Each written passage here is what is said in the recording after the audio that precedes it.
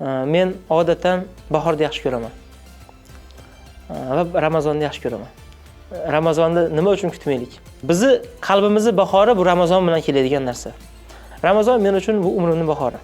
Har doim shunaqa bo'lgan va bundan keyin ham shunaqa qolishini istardim va o'sha oyda barakat sababli biz balkim 1 yil davomida ancha g'ayratli bo'larmiz, ancha shijoatli bo'larmiz, ishlarimizga baraka berar.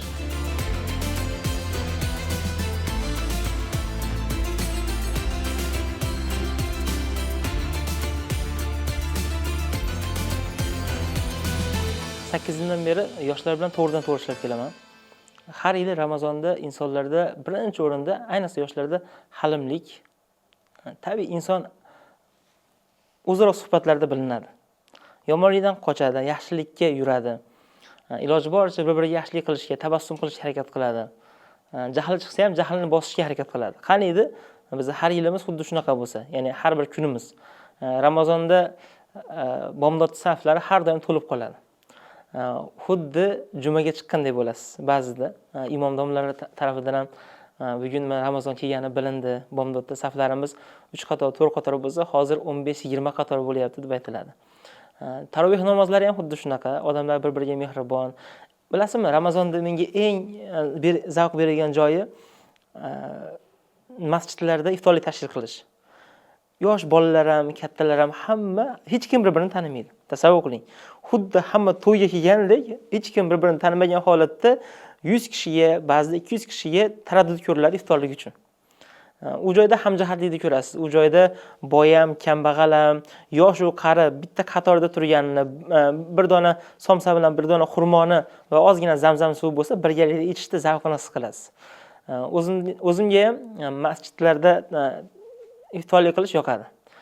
Ham namoz ibodatni jamoat bilan o'qiysiz va buni zavqi bilan boshqacha. Odamlar yaxshi ko'radi. Qilgan ishlarimizda eng yaxshisi nima desa, faxrlanish mumkin bo'lgan sifatida aytardim. Yoshlarga, o'smir yoshdagi, ya'ni umuman Najotlarning 18 yoshdan yuqori bolalar o'qiydi, 16-18. Ba'zilar roza tutgan bo'ladi. Ular uchun bir donadan somsa va hamda xurmo bersangiz juda xursand bo'lib ketishadi. Men shunday yaxshi ko'raman. O'zim ham ba'zida bolalar bilan birga chiqib iftorlik qilaman. Bir dona somsa bo'lishi mumkin, lekin u yerdagi mehr, oqibat hamda muhitni boshqa joydan topa olmaysiz.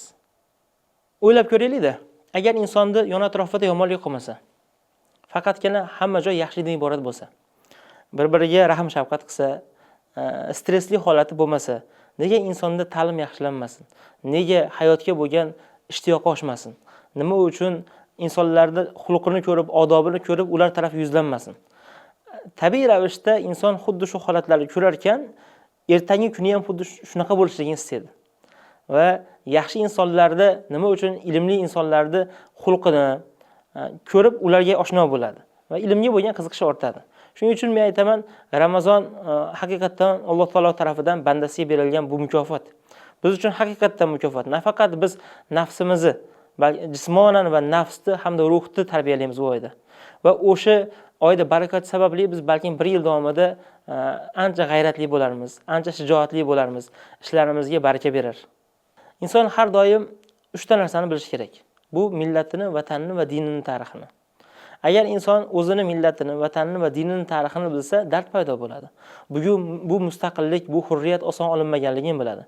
Mana shu dinimizni shu joygacha kelguncha eng qiyin vaqtlarda ham ulamolar, olimlar, fuzololar qanday harakat qilganligini biladi. Millat saqlab qolishligi uchun jamiyat qay darajada harakat qilinganligini biladi. Shunda inson o'zida bir g'urur paydo bo'ladi. Bu millat, bu vatan, bu jamiyatni qanday saqlab qolish mumkin? Ertaga men nafaqat o'zimni, balki millat uchun nimadir qoldirishim kerak. To'g'ri, o'zimni deylik, oilamni yaxshilashim kerak. To'g'ri, endi jamiyatga ham nimadir beradigan insonda fidoilik paydo bo'ladi. Qachon inson intizomli bo'lishi mumkin, qachon inson fidoyi bo'lishi mumkin, unda bir dard paydo bo'lsa. Va istagan bo'lardimki, aynan o'sha yoshni bolalik chog'idan boshlashni. Nima uchun bolalik chog'idan? Va ota-onalardan so'raymiz. Biz yoshlar bo'yicha juda ko'p suhbat olib boramiz loyihalarimizda. Ustozlarimiz tomonidan aytilgan gap hamda o'zim kitobda o'qigan gaplar shunday iboratki, bola bilan ko'proq gaplashish kerak. Xuddi katta insonlar kabi. U 4 yosh bo'ladimi, 5 yosh bo'ladimi, nafaqat savolga javob berish kerak, balki bolaga savol ham berish kerak. Siz shunaqa nima deb o'ylaysiz? Bu muammoni qanaqa deb ko'rasiz? Ertaga kim bo'lishni istayapsiz? Katta bo'lsangiz men sizdan shunaqa ishlarni qilishingizni kutaman. katta bo'lsangiz jamiyatga foydali inson bo'lishingni kutaman, sizni qo'lingizdan keladi kabi gaplarni bolaga ko'proq aytish kerak va bola shu bilan o'ssin. Maktabda eslayman, qaysi ustozim men bilan hozirgacha qanaqa gaplashganini hali esimda. Ya'ni bizga faxr tuyg'usini berishganlari, bizni qanday qilib tushunishganlari va agar biz o'ylaylik-da, bolalar bilan xuddi shunaqa ishlaylik, nega biz istayotgan, orzu qilayotgan narsalar o'zgarmasin? Tabiiyki o'zgaradi, tabiiyki rivojlanadi. Menga yoshlardagi eng yoqtirgan tuyg'u bu yigitlar bo'lsin, qizlar bo'lsin, to'xtab qolmaslik va stressga tushmaslik. Ya'ni qanaqa? Oldida bitta muammo turibdi, u muammo borligini biladi. Va muammoni hal qilish uchun to'xtamaydi. Agar bugun qila olmasa, bo'ldi, ertaga qilib kelaman deydi. Va tushunmay qolgan joyini so'raydi. Agar men aytardim, yoshlar, rivojlanishni istaysizmi? Unda to'xtamang. To'xtamaslik qanaqa? Sizni bugungi muammolar, sizni oilaviy holatingizdagi muammolar, qanaqadir qiyinchiliklar orqaga tortmasin. Shunchaki harakat qiling. Ya'ni Alloh taoladan so'rang va muhim qoida borki, barcha narsa Allohning fazli bilan bo'ladi. Inson faqatgina Allohning fazli bilan nimagadir erishishi mumkin. Mana shu qoidani ushlayotgansiz, to'xtamang.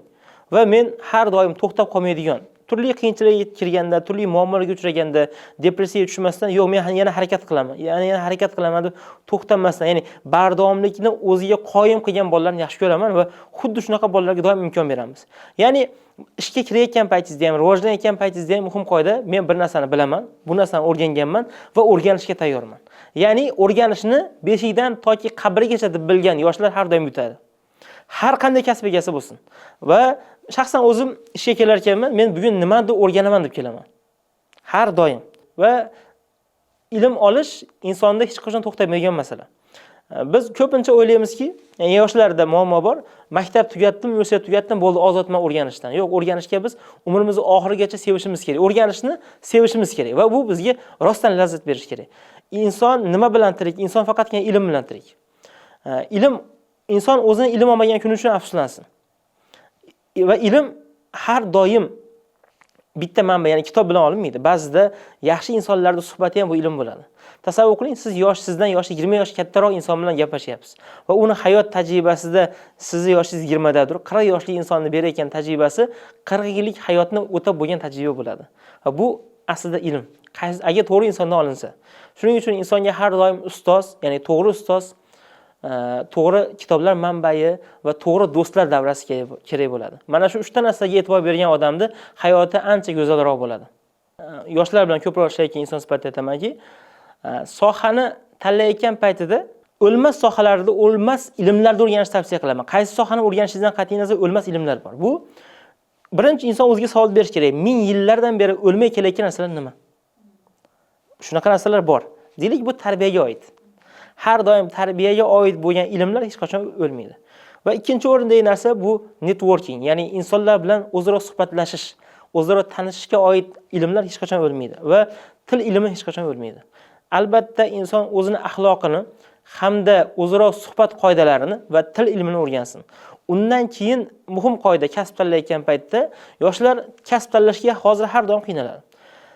Eng yaxshi kombinatsiya bu maktabda qaysi fanlarni sevib o'rganganligini eslash. Eslab ko'ring, balki universitetda o'qiyotgandirsiz, eslab ko'ring, balki kollejda o'qiyotgandirsiz, balki Rossiyada ishlayotgandirsiz. Nima bo'lishidan qat'iy nazar, maktabda qaysi fanlarda vaqt degan tushunchani unutardingiz.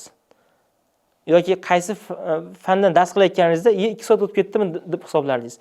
Ayni o'sha fanlarni yig'ing va birorta ustoz bilan maslahat qiling. Men mana bu fanlarni yaxshi ko'rardim. Mana shu fanlarga, masalan, deylik, matematika fanni yaxshi ko'radi, ingliz tilini yaxshi ko'radi. Balki IT yo'lga tushar. Yoki matematikada deylik, o'sha hisob kitoblarni yaxshi ko'rardi. Balki moliya sohasi bo'yicha yaxshiroq ketar. Matematikadan tanqidiy masalalarga yechishni yaxshi ko'rardi. SAT dan bali yuqoriroq edi.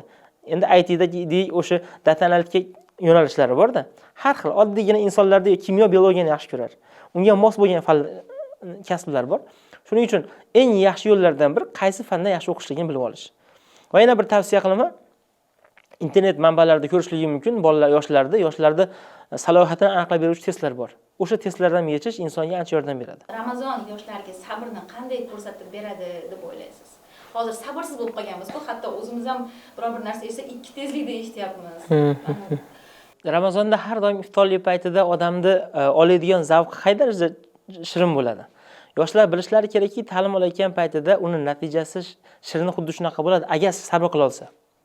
Ta'limda siz yo'nalish o'qiyotgan yo'nalish balkim 6 yildir, balkim 3 yildir, balkim 2 yildir, balkim 1 yildir. Lekin ustozlar bergan mezon bo'yicha bardavom bo'ling. Va siz Ramazonda iftorlikda his qilgan lazzatni, totni, his-hayajonni albatta siz orqali jamiyat kimdir manfaat olsa. Siz nimadir ish qilyapsiz-da, odamlar sizga, ota-onangizga rahmat deb aytayapti. Siz nimadir ish qilyapsiz-da, kimdir sizni umringizga baraka toping deb aytayapti. Siz nafaqat undan daromad topyapsiz, balki insonlarni chin ko'ngildan sizdan rozi bo'lishga erishyapsiz. Qanday ham baxtli odam. Va xuddi shunaqa odamlar iftorlikda lazzatni his qilgandek lazzat his qilishi mumkin hayotida. Va yoshlarga tavsiya qilgan bo'lardimki, meni atrofimda hech qachon 3 xil toifa bo'lmagan. Bu so'kinadigan, ichadigan va chekadigan. Har doim bunaqa davradan ota-onam birinchi avvalo o'rgatgan bunaqa davrada o'tirmas edi. Maktab paytimizda ham men shunaqa davra bo'lsa o'rnimdan turib ketardim. Endi malomat qilmasdan chiroyli qilib, uzr, meni boradigan joyim bor edi deb o'rnimdan turib ketardim. Bunaqa do'stlarim ham bo'lmagan. Hech qachon bunaqa odam menga yaqinlashmagan. Va insonda yon atrofi qanday bo'lsa, o'zi ham shunaqa bo'lib o'zgarib ketaveradi. Shuning uchun ota-onalar birinchi o'rinda tavsiya qilardimki, onalarimizga sizni o'g'lingizni yoki qizingizni do'stlari kim? Siz kimlarda, hatto qanaqa bog'chaga beryapsiz? O'sha bog'chadagi guruhdoshlari kim? Shuning uchun bog'cha ham, maktab ham e'tibor qilinadigan narsa. Ular kimlar bilan do'st bo'lyapti? Eng yaqin dugonasi kim? Uni fikrlash qanaqa? Ramazon hamma uchun yangilanish bo'lsin. Men odatdan bahorni yaxshi ko'raman. Va Ramazonni yaxshi ko'raman.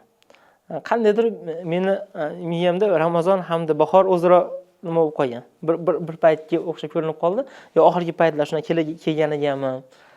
Bahorda nima uchun bahorni yaxshi ko'rasiz desangiz, yashillik keladi. Hamma joy yam-yashil bo'ladi. Har doim chet elga safar qilsam ham yashillik joylarga ko'proq qiziqaman, shaharli joylardan ko'ra. Chunki insonning tabiati yashillikda va tabiatda yaxshi ko'rar ekan. Bizi qalbimizni bahori bu Ramazon bilan keladigan narsa. Haqiqatdan biz va yana so'ragan bo'lardimki, biz boshqa bayramlarni kutayotgandek Ramazonni va hayitni kutishni o'rganishimiz kerak. Odatlanaylikki, farzandlarimiz bizdan qachon yana sharlar ilamiz uyimizga, qachon xuddi bayramlardek nimadir kutib olamiz deb so'rasin. Ya'ni farzandlarimiz agar kimdir oilasida shu narsa bo'lsa, bilsin u odamlar baxtli insonlar. Farzandlarini to'g'ri tarbiya qilayotgan insonlar. Farzandlari bilan ya'ni o'zlari bilan biroz bo'lsa-da faxrlansa bo'ladiki, farzandlarim to'g'ri yo'lga tarbiya qilyapman ekan degan ma'noda. Yosh boladan so'rayda, tug'ilgan kun qo'shig'ini xirgoyi qilib beriladi.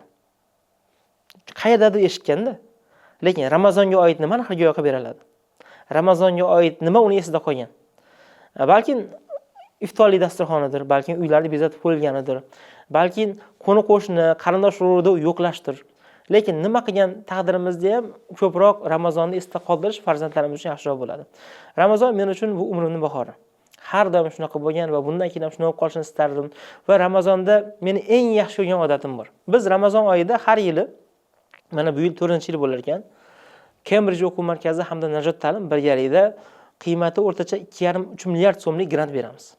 Bu qanaqa grant? Xo'p, agar shu grantda g'olib bo'lgan bolalar Cambridge'da ham, Najot ta'limda ham 1 yil davomida to'liq bepul o'qish imkoniyatiga ega bo'ladi.